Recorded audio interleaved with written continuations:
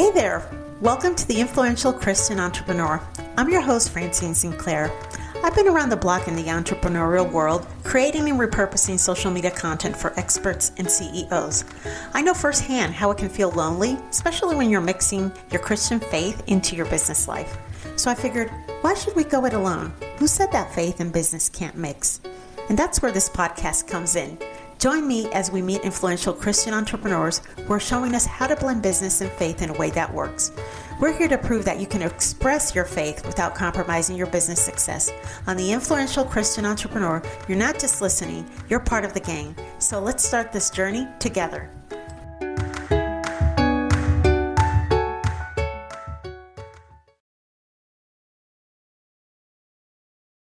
Welcome to the Influential Christian Entrepreneur podcast, where we uncover the inspiring stories and strategies of successful Christian entrepreneurs.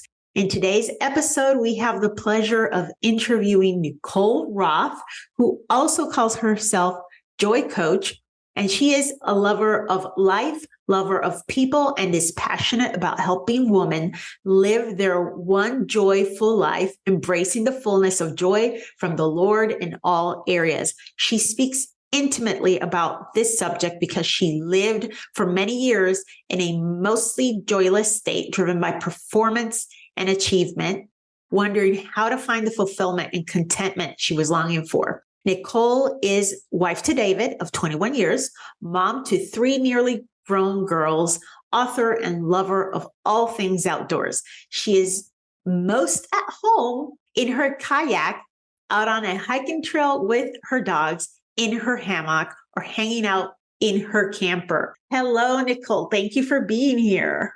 Good to be here. I'm so excited. And yes, there must be something good in this conversation because we've had all sorts of all types of technical issues. I'm having to record on Zoom for the first time because we weren't able to get anything else going. And I will assume that you don't live in Florida, do you? Nope, I'm in Texas. That's probably why you like your kayak. I'm so terrified of going in the rivers in the kayak with the alligators down here and everything else. I've done camping a few times and I've had to deal with snakes, which I have a huge phobia of, but camping is a little bit more challenging, especially in the heat months down here. Yes.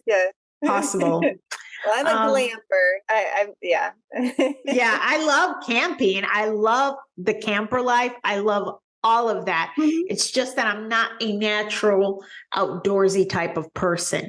I'd love to be, though. See, that's why you need me. If we lived near each other, I would take you. I'd love to do that. I'd love to do that. Come pick me up. I want to go. Let's have a girl trip. Thelma and Louise. Yes. So come on. So Nicole, thanks for being here today and reading your bio. I see that you work with women, and do you I know you call yourself a joy coach, but not necessarily a Christian coach. Do you work with all women, whether they're Christian or not? I really focus on Christian women. The walk that I've walked, really what I have to share really is about the revelations of God's love, His grace. That's really what changed everything. So unless somebody's open to that, I probably am not going to be the person to best serve. So yes, Christian women is my jam for sure. And I didn't come up with that title. The Lord told me that. I was like, well, that sounds fun. I don't know what that is. To increase joy. Let's do that. Is that what you have become, a joyful person? Were you always a joyful person, or it sounds like you were type A type of person? Very much so. Very, very type A, very much into the next goal, the next thing, the next achievement, and never really even able to pause and celebrate that thing, whatever it was. It was like, nope, on to the next thing, because that wasn't enough. That hit wasn't, strong enough. So it was basically living in idolatry. I didn't know it at the time, but I was trying to find something outside of God to fulfill me, to fill those places of hurt, wounds, and the things that we all have, in a way that was not from Him. So it didn't work, surprisingly. Didn't work. And so how long have you been a Christian? Oh gosh. So it was right out of college. That's a lot of years ago. So yeah, I'm 40. I'm going to be 49 this month. So yeah, lot of years. But I grew up in a religious home, in a church going home, but I never actually heard the gospel. So that kind of fueled that, good works, do try hard, do good things. But I was working in my own strength because I didn't understand God's grace. I didn't truly understand the gospel. And even as a believer, I didn't get it until probably over a decade into my walk with him, when he started showing me, hey, you don't understand grace. Like, you might understand salvation, yes, someday I'm going to heaven, but I didn't understand what was available for me now in the, in the here and now on this earth. Like, he wants us to live by his power, by his grace, his strength. I was like, yeah, I don't get that. I don't Right? understand. Like, let go of control. What? Yeah, for sure. It's Absolutely. hard, isn't it? And I don't consider myself a type A person, Mm-hmm. but at the same time, it's always, we've been told, you got to do this. Yeah. You've got to structure, you've got to plan, you've got to Yeah. check every box. Right. It's like this all the time. And Yep. that idea of letting go, especially to someone that we cannot see with our earthly Yes. eyes, it's Yes. like, I could not grasp that concept. And Yeah. so I also grew up in church going home, like Catholicism. Yep. And I thought that I was a Christian. And I Mhm. feel like I'm meeting a lot of people that think they're Christians, Yeah. like I was. I Yes. thought, because I believed in Christ, but that's Mhm. not what being a Christian is. And I just came to that realization so recently. So, it's so good. So it sounds like you were in that same spot. You thought you were a Christian for a long Yeah. time? Oh yeah, because I was good. I was like a good person. I had a good intentions, and the Lord brought me to me and showed me, hey, no, that was the best. That was one of the best revelations. I was on a retreat. He went to extensive lengths to be sure that I knew that this was him and not my own, conjured up whatever. But I went to this retreat and I got there, and all the women there were like the bad girls. They had gone through abortion and jail and drugs and all this stuff, and I was like, I don't fit here. I'm the goody two shoes. I don't fit in this room. But yet the Lord, through crazy circumstances, got me to that place. And so I knew it was him. And I'm like, I said, but God, I don't belong here. And he said so clearly, that the way that you are trying to basically, and I was a believer at the time, but he said, the way that you're trying to be good in your own strength is just as wicked as these girls, who have gone the prodigal route. So, in the story of the prodigal son, there's the older brother. Mhm. And so that was me. So both sides of the spectrum can be unhealthy. I was trying to earn something that I already had. I had my father's approval. I had, at Leif Hetland, I love him. He talks about the orphan spirit and, healing from that. He says, I have an A+ on my report card every day. There's nothing to prove, nothing to earn. It's there. But I didn't understand that. And so I was trying to be good, even as a believer, and it's like, hey, that's not your job. I died for your sins. And it's in both sides of the spectrum of trying to be good or to go off in rebellion. It's still sin. It doesn't. Right. You're digging into something really deep here, because so many people, including myself, I'm like, I don't kill people. Yeah. I don't rob people. Mhm. I don't do any of these things. Mhm. So therefore I am good. Yeah. And we don't realize that the fact that we think we're Mhm. good makes it even more difficult for us to accept the fact that we're in the same category in God's Yes. eyes as the people who are out there doing things that are obviously not good, Right. because they can see, oh, this is terrible. Everybody tells them it's terrible. So they know. We go around like, well, I don't do any of that. I don't do any of that. But we're not watching the Lord, in in Jesus' footsteps. But because we don't do these blatantly terrible things, Right. we are deceived. It's such a trap. It's self-righteousness. It's such a trap. Self-righteousness. And so you can know that you're there and again, no shame. Like I lived there for years, totally deceived. But you can know if you have a sense of judgment and a sense of like, I'm better than, those people over there that do those things, you can know, yes, you are in a place of self-righteousness and you've missed the boat, sadly, just like I did. And so it is the most freeing thing to understand our need, all of our need, every one of us, and then to be able to give God the glory for our lives. Because if we continue in that good works, trying hard, whatever, we get the glory. That was me. I mean, for so many years, people praised me for the way I led my homeschool group and the way I did blah, blah, blah, blah, blah. But it was all glorifying me. It wasn't giving glory to God. And so you start operating out of God's strength and out of his grace. It's only for the glory of God, because the stuff that he starts to do in your life, you're like, yeah, I can't take any credit for that. Nope, not that one either. Nope.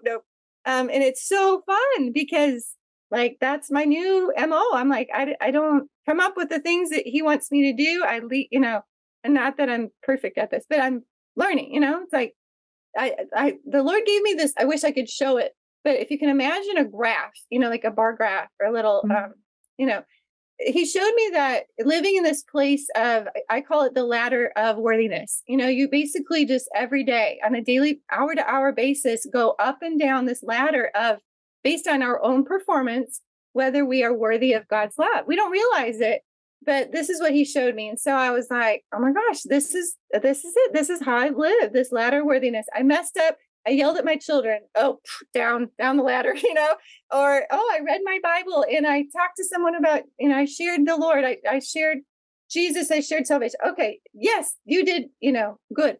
And so you live that way in this, it's like a roller coaster ride. There's no stability. It's very like schizophrenic, honestly. Yeah. That's where I lived. And I didn't know. I was like, why is there no fruit? Why do I not feel close to God? Why? And then there's so much shame over that. Cause I'm like, everybody else has clearly got it together except for me. Cause that's what the enemy does with, shame. He says, don't tell anybody because then you're going to be found out. Yeah. And I finally was like, I don't know what I'm doing wrong. But there's not the fruit. I look in the fruit of the Spirit in Galatians. I don't see that in my life. I don't see love. I'm not, becoming, that was one of the big things. I think it was like a January sermon, and the pastor said, are you more loving this year than last? And I was like, nope, more judgmental, more, full of myself, whatever, maybe. But no, not more loving. And so I really had to get serious about God. Why is this the case? I'm not joyful. I'm not filled with peace or, contentment, whatever. And so that's what he showed me. You're living from a place of self-righteousness rather than Christ's righteousness. And so once we get off of that ladder and go, you know what, I'm done with that. I'm trying my own way. And even as a believer, I was like decades into walking with the Lord, but still didn't get it. I didn't understand. And so then this other graph, chart, if you will, is grace. And like, once you get on that and you're like, okay, that's just going from glory to glory, understanding, him operating through us then rather than, it's not navel gazing any longer. It's not looking at what have I done. It's like, actually, it's not about me at all. I'm not part of the equation. He died for me. It's his strength. It's his, it all goes back to him. So if we can operate from that, then it's a whole new trajectory. And then we just it's more glory back to God as we operate our lives, because the things that he does, it's like, yeah, like I said, I can't take credit for it. It's well beyond anything I could have, dreamed up or whatever. So, yeah, because I find that part of the reason why we struggle with even after we've accepted Jesus Christ and we're trying to walk the walk, I've discovered that Bible illiteracy is a big factor in why it's so difficult for us. Because personally, for me, so my conversion happened in 2020. It wasn't until 2023 that things started to click. And you know why that was? It was because I was Bible illiterate, because I pick up the Bible and I don't understand what it's saying. I put it down. I get frustrated. And all my church going years, like you, I never knew the gospel. And you're trying to break it down yourself. and you get frustrated and put it back. And so I found that when you try to maybe join a group of other people that can help you understand. In addition to that, when you don't put the Bible down and you just, start with a book like John, and the more you read it, the easier it gets. It's weird. Yeah. The more you read it and the more you pray and ask God for understanding, the more you start to understand, because before I was relying on my own understanding. Right. When I started with that Genesis book and it starts with begat. I'm like, I have no idea what is going on here. I don't know. And so I think that we, depending again on our own understanding of things, the reason why people just don't get it is because of the Bible illiteracy is a big factor there, Well, and the other thing that God really showed me was I had a rejection lens in the world with God as well as other women, especially. And so when I would read the Bible, the only thing that I heard was condemnation. You are not measuring up. The enemy would say, when I would read about the martyrs, how the disciples, how they died, most of them, the enemy would say, you wouldn't do that. And I was like, you're right. I stink at this. And there was more shame, more guilt, more condemnation. And so actually one day I was so fed up because every morning it would be, you're not enough. You're not doing enough. You're not reading the Bible enough. You're not praying enough. It was all the enemy's attack. But I thought it was God. I thought it was, I just don't measure. I'm not good enough, and so try harder. And it's a trap because there's never enough. There's never that point where like, oh, I did enough today. Now I feel worthy of God's love. It never comes. Because then again, inevitably there's I yelled at my kids. I did whatever. And then it drops back out. So anyhow, such a trap. But I finally was like, you know what? I'm done. I'm done with this. And I told the Lord, I am not going to read the Bible unless it's out of love. It was totally out of duty and this fear and like shame and condemnation and whatever. And I'm like, I'm over this. I know that, if I've heard of people, experiencing your love, I don't see it. I don't see love in the Bible. I couldn't see it. And so I actually laid it down for probably close to a year. But the thing that really was so cool was during that time, the Lord shortly thereafter downloaded to me in a very early, I'm not a morning girl. And so anytime it's like real early, I'm like, that's you, Holy Spirit. So he told me a list of probably 10 or 15 different words and phrases. Like, this is who you are, redeemed, forgiven, beloved, cherished. And then I went back to bed. I was like, okay, that was good. So I got those words. And then I was like, Lord, if this is from you, I want you to show this to me in your word. I want to sit and you direct me to these passages that show me that this is from you. And so I would sit, it was months. I would sit every night in the bathtub with my note cards and my Bible. And I said, show me, where do you want me to read? And I would hear, whatever, John 8. Okay, start reading. And then I'm like, oh, wow. Yeah, this is, I am victorious. And I'd write that verse down on that card. Well, I've got those cards actually right here. They're all covered. They're covered with scripture. And so he took me on this journey. And sometimes it'd be like, I don't know, something, Ephesians 7, it doesn't exist, like something like that. I would look and I'm like, oh, nope, I got it wrong. But the more that I pressed in and like, okay, God, where do you want me to read? And just listen for where he'd say. And the more that I did that, my ears got attuned and he started directing me, to these different passages. And I started to see his love and it changed everything for me. And then I took it a step further. And this was years ago. My youngest, she's 15 now. So it's 11 years ago. She was just learning to read. And so I had all these verses that the Lord had showed me. And it was like, you are victorious. And so my daughters and my husband and myself, we made this recording putting my name into these different scriptures. And then I listened to it for months after. So anyhow, it was so profound just in that healing. But I see now that I was coming with the lens of, for one, that the self-righteousness. So I was never going to be good enough, and the enemy uses that to, to bring that condemnation, like, oh, see, yep.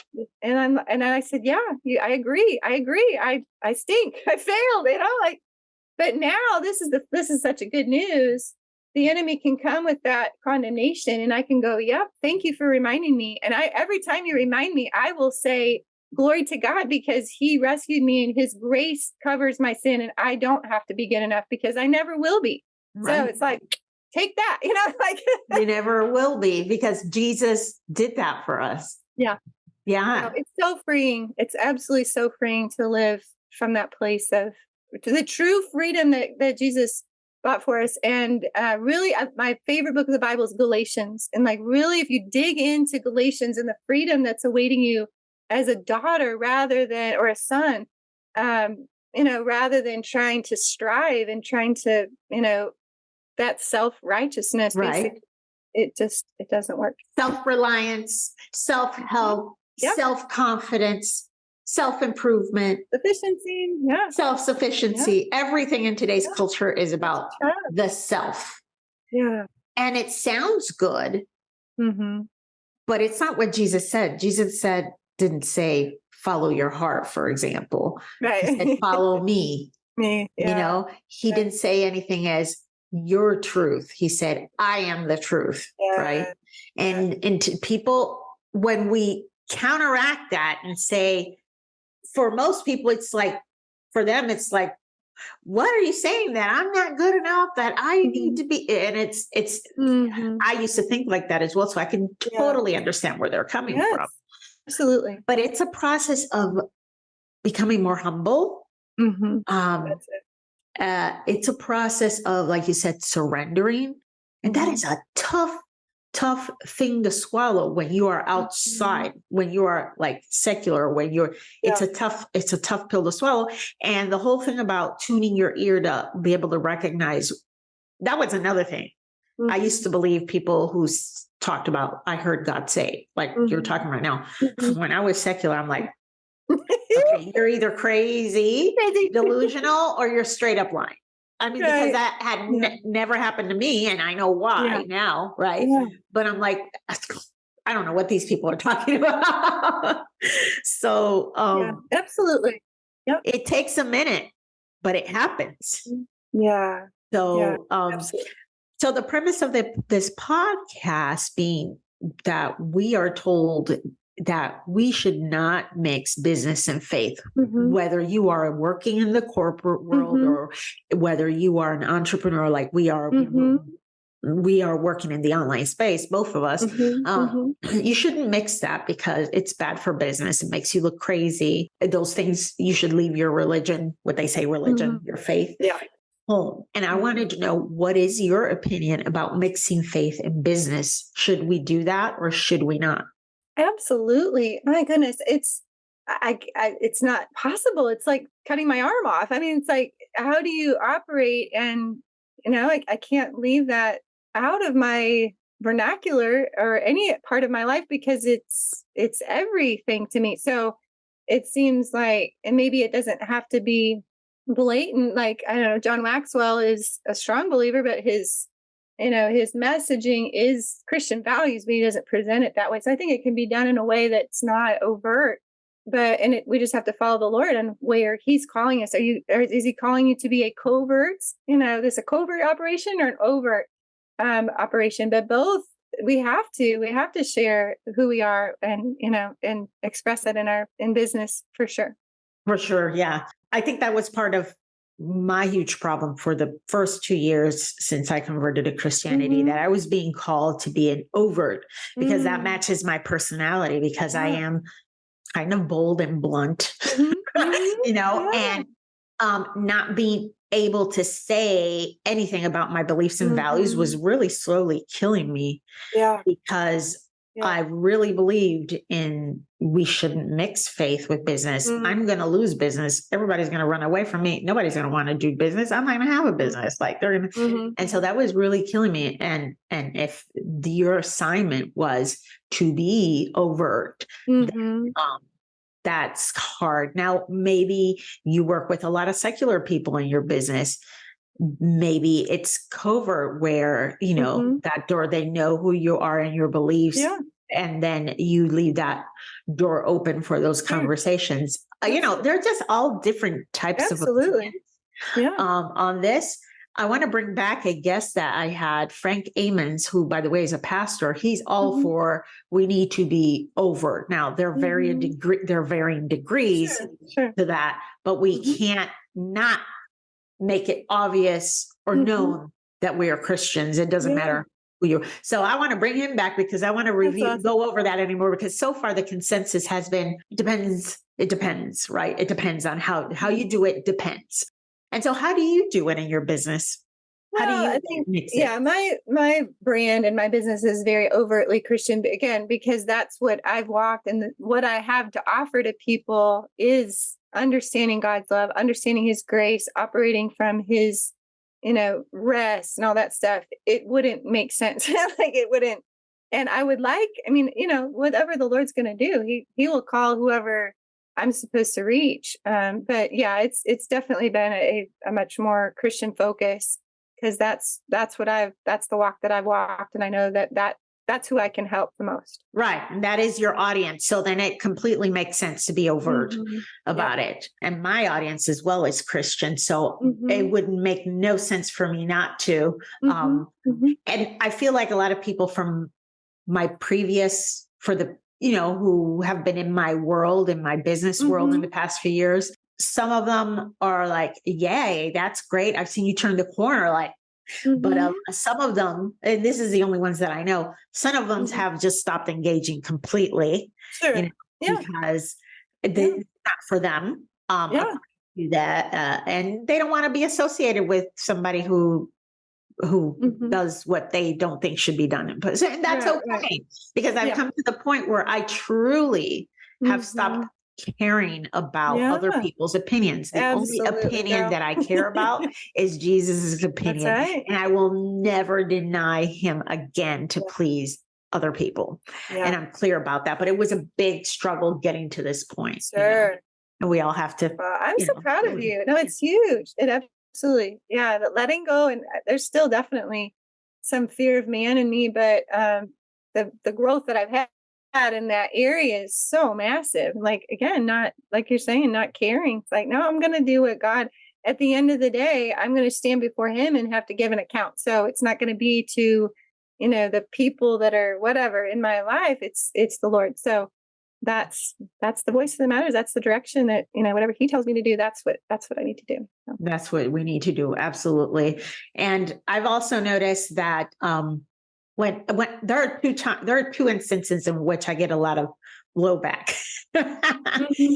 When most people are okay with just talking about God, but then when I talk about Jesus, that's when you get, and then also I noticed that when you talk about Satan, you also get blowback, mostly because, oh my God, the devil doesn't exist. Well, he might not exist as a red skin horned creature with a trident, but people don't want to think that it's being superstitious, fearful, and paranoid to believe in that. And so I post openly about that as well. And I don't care what people think, because Jesus talked about Satan in the Bible many times, right? Yeah, absolutely. So if he's the truth, right, the light and the way, then I'm going to believe him before I ever. And so that's amazing. So tell us, Nicole, what do you have going on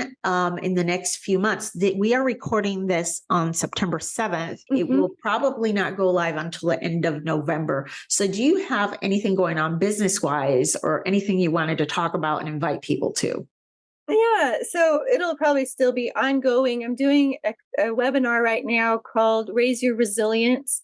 I'm writing a book. So I have one book called Being the Beloved. That's an allegory of my own story of healing from all the stuff that I just mentioned, the type A, the striving, whatever. And then my daughter, who is kind of the opposite end of the spectrum. So I talk about striving and shrinking. Which one we're called to abide? That I was a striver, and my daughter, this is just one example of somebody who shrinks back in fear and, feeling small or wanting to stay small. Yeah. So anyhow, so that's my first book, and it's been beautiful. The response to that, it's been really amazing. But anyhow, I'm writing another book called Tree of Life, and I hope to have that done by the end of the year. And that is actually all the stories, like the real stuff behind the allegory, what I'm talking about here, and just how I've learned about this ladder of worthiness and how to operate from God's grace and not our own strength, that kind of thing. So anyhow, I did an event called Raise Your Resilience, and just using the metaphor of the sequoia tree and what the Lord showed me about the root structure. It's so crazy. It's mind blowing. That they actually require, for one thing, they require fire to propagate. So their seeds, we learn good things and struggle. It's not fun, but that's in that valley, in those hard places, that's where we really grow. And then also that their roots are connected underground. They are very shallow. They're massive, the most massive things on the planet, but they're only 3 to 12 feet deep. And so we need each other. We need to be in each other's lives. We need to be supporting each other in tangible ways. And so that's what I'm building. I'm building something called Sequoia Sanctuary, an online membership where people can come in and just find healing, learn. I'm going to have these several different courses that I've created about these different topics, about living in God's grace and, operating in His strength, having boundaries, how to say no. Like, there's all the good things. Like, no, actually, you need to hear from the Lord, what's from Him for you, for now in this season, and say no to every single thing else, because it's going to wear you out. It's going to deplete you. It's just not, it's not going to go well. So anyhow, I've been doing those webinars, and I intend to continue to do that. And yeah, so you do the webinars, and how would people find you to request to be part of the webinars? Or do you have any links, emails? Where can they find you? So my site that I'm working on right now, which it'll be done by then, it's One Joyful Life. So instead of the FUL of joyful, it's joyful, FULL. So that is my message, is to stop living a joyless existence, whether you are that person that strives or the one that shrinks back. There's no joy in either of those places because we're not abiding in His love and His strength. So so onejoyfullife.com is my site, and I'm excited to see where God leads all of this stuff. And where do you hang out the most? Is it Facebook or LinkedIn? Facebook. Yeah, Facebook. You're mostly on Facebook, and they can find you under Nicole Roth, correct? Yes, correct. Are there a ton of Nicole Roths on Facebook? I don't think so. No, and you should be able to find me.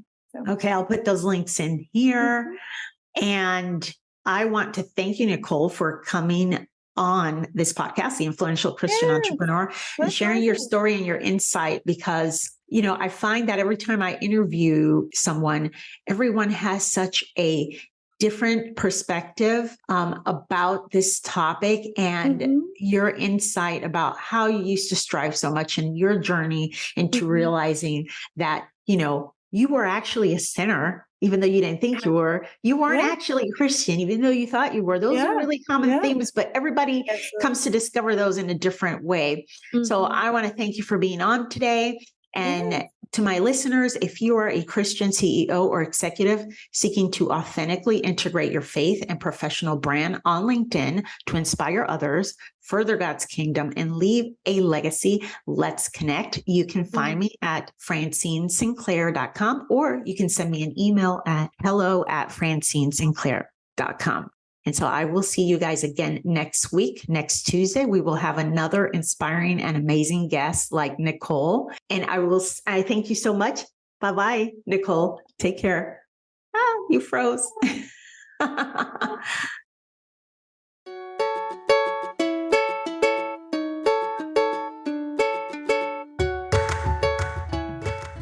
If you're a Christian business leader or executive, I invite you to work with me to create a faith-driven personal brand on LinkedIn that will empower you to navigate the intersection between faith and business. Feel free to contact me directly at hello@francineSinclair.com.